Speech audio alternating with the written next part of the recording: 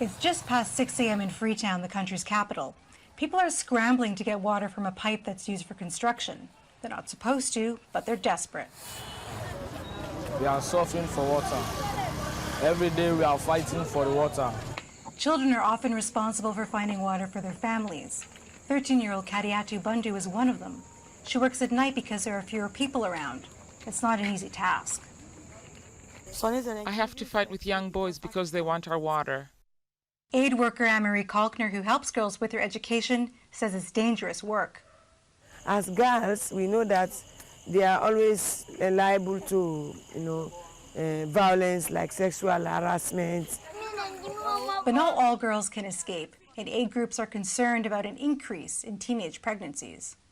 As for the water shortage, the government partly blames a growing population. There are just over 1 million people now in Freetown. That means the main dam built in the 1960s isn't big enough. There are smaller dams, but they can't meet demand. This is the Congo Dam, and it normally serves about 200,000 people in Freetown.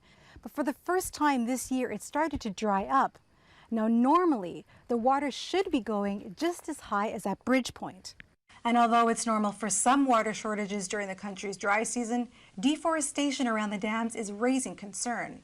The trees that would otherwise cover the dam and other water supply sources, once they've been cut off, the trees have been cut down, and then there's increased sunlight, obviously evaporation would happen.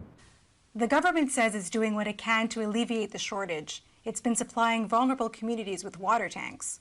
Amnesty International says water is a basic human right, and a lack of it leads to other problems.